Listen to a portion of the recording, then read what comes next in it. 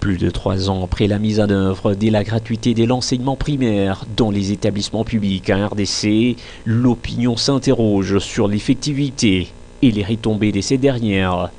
Ce qui a conduit le ministère de l'enseignement primaire, secondaire et technique à rendre public un tableau à la fois évolutif et comparatif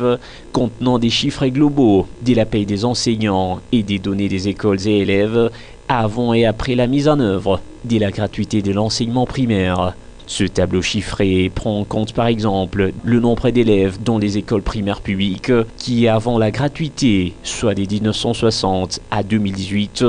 était compté à 14 319 487 élèves, mais depuis la mise en œuvre de cette gratuité, le nombre a sensiblement progressé jusqu'à atteindre les 20 441 415 élèves, soit une augmentation des 6 121 928 élèves qui bénéficient désormais de la gratuité de l'enseignement primaire en l'espace des 4 ans. Une prouesse dont s'est félicite le ministère de l'EPST à travers son chargé des communications adjoint, Mike Diana. Le Congo, depuis 2006, que la Constitution qui est la loi fondamentale a consacré la gratuité de l'enseignement primaire et public. Aujourd'hui, c'est quelque chose qui a été mis en place et malgré les quelques difficultés rencontrées, aujourd'hui, je crois que d'une manière ou d'une autre, chacun d'entre nous dans son fort intérieur saura que la gratuité est devenue irréversible. Depuis plus de 4 mois maintenant, les enseignants le touchent régulièrement et effectivement. Maintenant, conscient que ceux de Kinshasa et de Lubumbashi sont de grandes villes, jouissent d'un prestige, les enseignants ont dit pour ceux qui sont à l'intérieur, il faut mettre aussi un ajout pour pouvoir stopper un peu cette forme de stigmatisation que les syndicalistes ont voulu mettre dans le chef des enseignants. C'est alors que la prime de brousse a été aussi instaurée. Qu'avec une telle volonté, si on l'avait mis avant, je ne suis pas sûr qu'on serait en retard.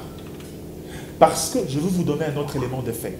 qui prouve à suffisance que le sort et le besoin des enseignants, surtout les conditions de vie des enseignants, est très préoccupant par le ministre, mais également ses collaborateurs ici directs avec. Aux côtés de ces avancées et retombées positives de la gratuité de l'enseignement, se trouvent également des défis majeurs à relever, notamment dans les établissements scolaires publics du réseau catholique de Lubumbashi, secoué souvent par du mouvement des grèves des enseignants qui, depuis l'application de la gratuité de l'enseignement, revendiquent un réajustement du barème salarial ainsi que l'amélioration des conditions de vie des enseignants. Les autorités éducationnelles en Provence et à Kinshasa ont promis de trouver une suite favorable à leurs revendications tout en appelant les acteurs de l'éducation à lutter contre les antivaleurs. Cela en vue de consolider et pérenniser la gratuité de l'enseignement primaire qui, selon les autorités, est non négociable. La mission qui nous a été confiée, c'est de venir, si la première mission c'était de consolider la gratuité et lutter contre les antivaleurs, maintenant nous avons une deuxième mission qui nous a confiée, c'est pérenniser la gratuité. Nous avons la mission de pérenniser la gratuité et en même temps lutter contre les antivaleurs pour redresser le sous-secteur. Et il a essayé de voir quels sont les animateurs qui sont à même d'aller consolider la gratuité dans la province du Haut-Katanga et la pérenniser aussi